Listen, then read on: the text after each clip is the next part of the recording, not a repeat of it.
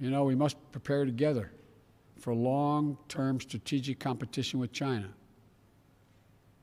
How the United States, Europe, and Asia work together to secure the peace and defend our shared values and advance our prosperity across the Pacific will be among the most consequential efforts we undertake. Competition with China is going to be stiff. That's what I expect, and that's what I welcome, because I believe in the global system Europe and the United States together with our allies in the Indo-Pacific worked so hard to build over the last 70 years. We can own the race for the future. But to do so, we have to be clear-eyed about the historic investments and partnerships that this will require. We have to protect for space for innovation, for intellectual property, and the creative genius that thrives with the free exchange of ideas in open democratic societies. We have to ensure that the benefits of growth are shared broadly and equitably, not just by a few.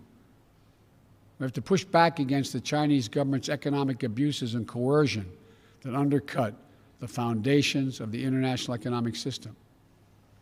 Everyone must play by the same rules. U.S. and European companies are required to publicly disclose corporate governance structures and abide by rules to deter corruption and monopolistic practices. Chinese companies should be held to the same standard. We must shape the rules that will govern the advance of technology and the norms of behavior in cyberspace, artificial intelligence, biotechnology, so that they are used to lift people up, not used to pin them down. We must stand up for the democratic values that make it possible for us to accomplish any of this, pushing back against those who would monopolize and normalize repression.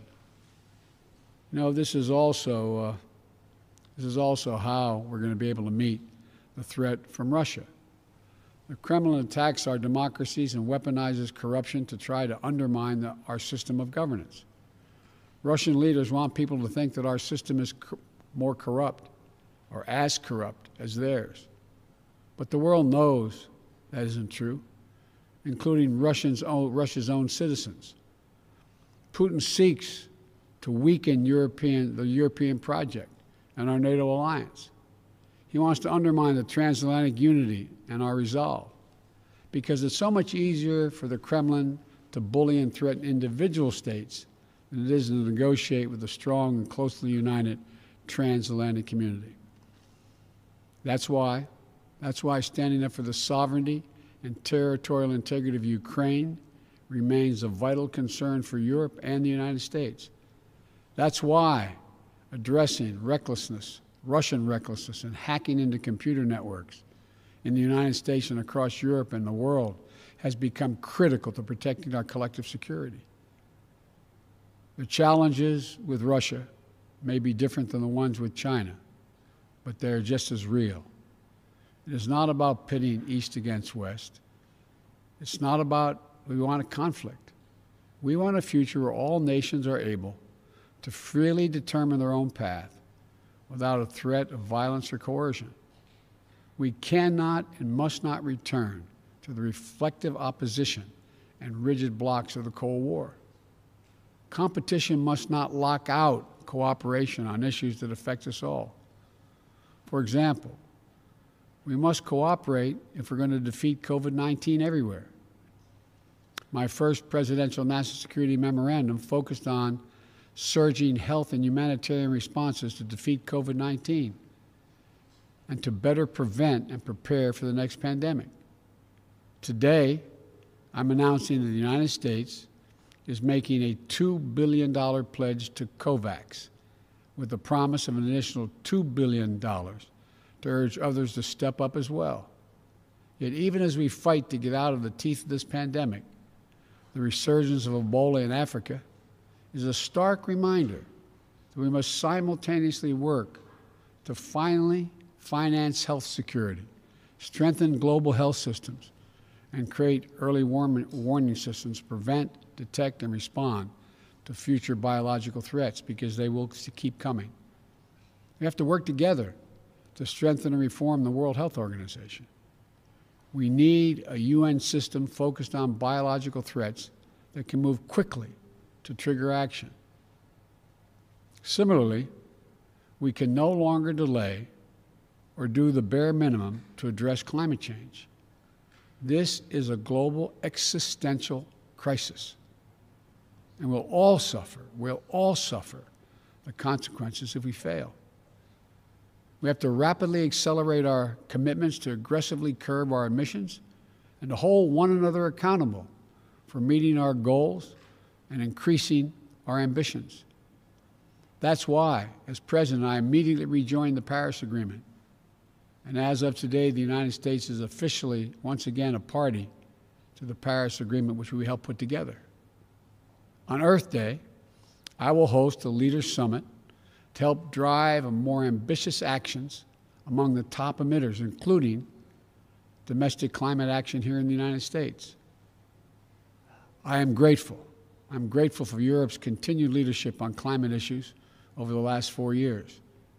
Together, we need to invest in the technological innovations that are going to power our clean energy futures and enable us to build clean energy solutions to global markets.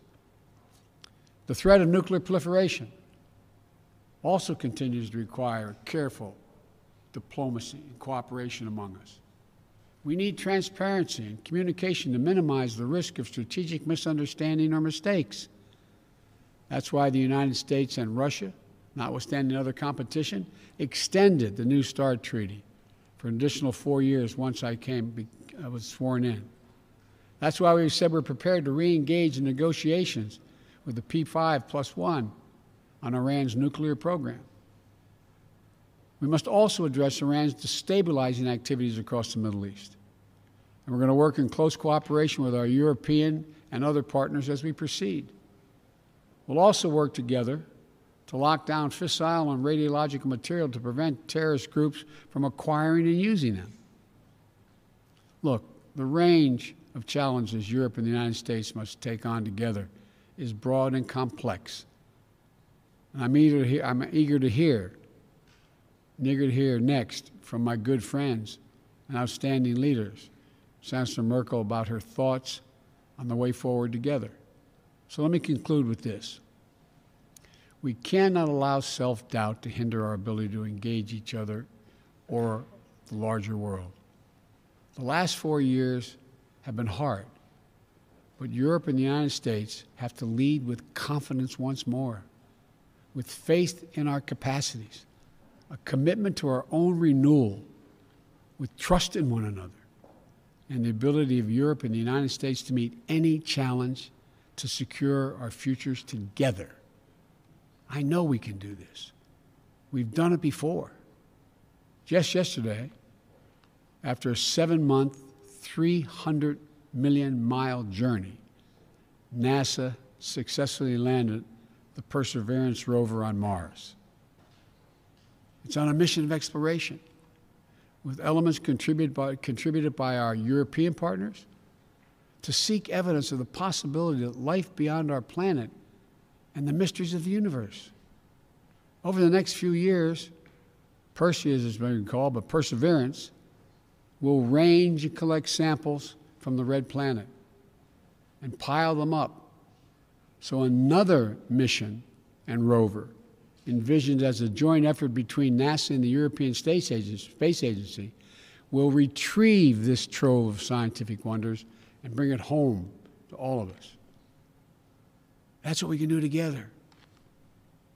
If our unbound capacities to carry us to Mars and back don't tell us anything else, they tell us we can meet any challenge we can face on Earth. We have everything we need.